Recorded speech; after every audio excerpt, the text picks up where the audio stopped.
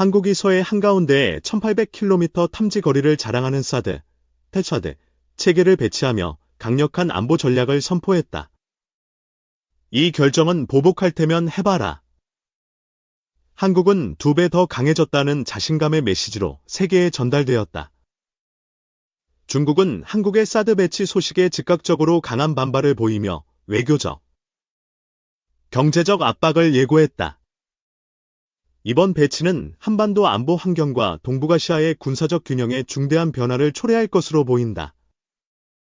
사드, 즉 종말고 고도 지역 방어 체계, 태차드는 북한의 미사일 위협에 대응하기 위해 설계된 방어 시스템이다. 하지만 중국은 이 체계가 자국의 전략적 안보를 위협한다고 주장하며 강하게 반대해왔다. 한국 정부는 사드가 북한의 핵과 미사일 위협에 대한 필수적인 방어 수단이라고 강조한다. 특히 최근 북한에 잇따른 미사일 시험 발사로 한반도 긴장이 고조된 상황에서 사드 배치는 불가피한 선택이었다. 서해 한가운데에 배치된 사드의 언트비-2 레이더는 전방 배치 모드 FBM로 운용될 경우 1800km 이상의 탐지 거리를 제공한다. 이는 중국 북부와 동부 지역의 미사일 기지까지 감시할 수 있는 강력한 능력이다.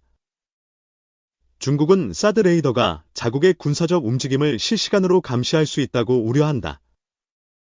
이로 인해 중국은 한국의 경제적 보복과 외교적 압박을 가할 가능성을 시사했다. 2017년 경북 성주에 사드가 배치되었을 때 중국은 한한령, 한류 금지령을 통해 한국의 문화 콘텐츠 수입을 제한했다. 또한 롯데그룹 등 한국 기업에 대한 세무조사와 불매운동을 전개하며 강한 보복 조치를 취했다. 이번 서해 배치는 이전보다 훨씬 더 전략적인 위치에 사드를 배치한 것으로 중국의 반발이 한층 격화될 가능성이 크다. 중국 외교부는 한국의 사드 배치는 동북아 안정에 심각한 위험이라며 즉각적인 철회를 요구했다. 한국은 사드 배치가 주한미군의 방어 체계와 연동되어 있으며 한미동맹의 핵심 전략임을 분명히 했다. 이는 미국의 미사일 방어, MD, 체계와의 통합 운영을 강화하는 신호로 해석된다. 중국은 사드가 미국의 중국 봉쇄 전략의 일환이라고 인식하며 한미일 삼각동맹의 군사적 통합을 우려한다. 특히 일본에 배치된 사드와 연동될 경우 중국의 전략적 움직임이 크게 제약받을 수 있다. 한국의 사드 배치는 단순한 방어 체계 도입을 넘어 동북아시아의 군사적 균형을 재편하는 계기가 될 것이다. 이는 중국의 핵 억지력과 전략적 안보에 직접적인 영향을 미칠 가능성이 높다. 중국은 이미 산둥성에 5600km 탐지 거리의 위상 배열 레이더 엘파를 배치하며 한반도와 일본을 감시하고 있다. 하지만 한국의 사드 배치에 대해 불공정한 간섭기라며 이중적인 태도를 보이고 있다. 한국 정부는 사드가 북한의 대륙간탄도미사일 ICBM과 단거리 미사일 위협에 대응하기 위한 것이라고 거듭 강조했다. 그러나 중국은 이를 자국을 겨냥한 미국의 전략으로 간주하며 강경한 입장을 유지한다. 사드의 탐지 레이더는 종말 모드 TM와 전방 배치 모드 FBM로 운용 가능하며 모드 전환에 약 8시간이 소요된다. 전방 배치 모드에서 사드는 중국의 미사일 발사와 궤적을 실시간으로 추적할 수 있다. 중국의 반발은 단순한 외교적 수사에 그치지 않을 가능성이 크다. 전문가들은 중국이 한국에 대해 관광 금지, 문화 콘텐츠 수입 제한, 기업 제재 등 다양한 보복 조치를 취할 것으로 전망한다. 한국은 이번 사드 배치를 통해 2배 더 강해졌다는 메시지를 북한과 중국에 명확히 전달했다. 이는 한국의 안보 자립 의지와 한미동맹의 굳건함을 상징하는 결정이다. 사드 배치는 한반도의 지정학적 긴장을 더욱 고조시킬 가능성이 있다. 북한은 사드를 도발로 간주하며 추가 미사일 시험 발사를 예고했다. 중국은 사드 배치에 대응해 서해에서 군사 훈련을 강화하고 항공모함 야오닝호를 동원한 무력 시위를 벌일 가능성이 제기된다. 이는 한중 관계에 새로운 갈등 요인으로 작용할 것이다. 한국의 사드 배치는 2016년 논란 이후 10년 만에 다시 전면에 부상한 이슈다.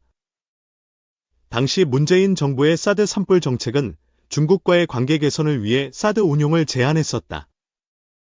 윤석열 정부는 사드의 정상화를 추진하며 한미동맹을 기반으로 한 강력한 방어 태세를 구축하고 있다.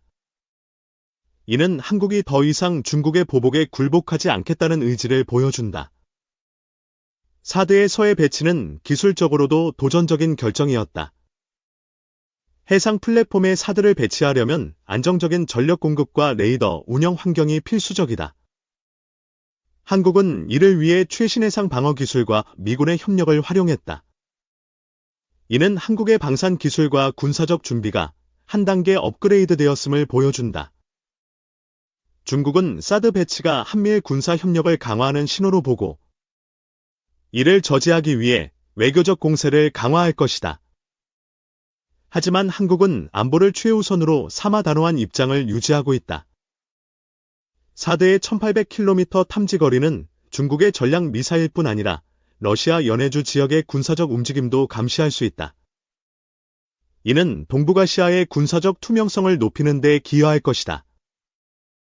한국은 사드 배치를 통해 북한의 핵 위협에 대한 실질적인 대응책을 마련했다. 이는 국민의 안전과 국가 안보를 지키기 위한 필수적인 조치로 평가된다. 중국의 경제적 보복은 한국 기업들에 단기적인 타격을 줄 수 있다. 하지만 장기적으로 한국은 방산 수출과 기술 자립을 통해 이를 극복할 가능성이 크다. 사드 배치는 한미동맹의 군사적 통합을 가속화하며 한국을 미국의 인도태평양 전략에서 핵심 파트너로 자리 잡게 했다. 이는 한국의 국제적 위상을 한층 높이는 계기가 될 것이다. 중국은 사드 배치를 계기로 북한과의 협력을 강화하며 한반도 긴장을 조성할 가능성이 있다. 이는 한국과 미국의 대북 전략에 새로운 도전을 제시한다. 한국의 방산 기업들은 사드 배치로 인해 첨단 방어 기술 개발에 더욱 박차를 가할 것이다. 이는 한국 방산의 글로벌 경쟁력을 한층 강화할 전망이다. 사드의 서해 배치는 단순한 군사적 조치를 넘어 한국의 전략적 자신감을 보여주는 상징이다. 이는 동북아시아의 세력 균형에 중대한 변화를 초래할 것이다. 중국은 사드 배치에 대한 대응으로 서해에서 해군력을 증강하고 한국과의 경제 교류를 축소할 가능성을 내비쳤다. 이는 한중 관계의 새로운 시험대가 될 것이다. 한국은 사드 배치를 통해 북한의 미사일 위협에 대한 실질적인 방어 능력을 확보했다. 동시에 중국의 과도한 간섭에 맞서 주권국으로서의 단호한 입장을 밝혔다. 사드의 기술적 우수성은 이미 여러 차례의 요격 시험에서 입증되었다. 2005년 이후 13번의 테스트에서 모두 성공하며 안정적인 성능을 보여줬다. 한국은 사드 배치를 계기로 한미일 3국 간 미사일 방어 협력을 강화할 계획이다. 이는 동북아시아의 안보 환경을 보다 안정적으로 만들 가능성이 크다.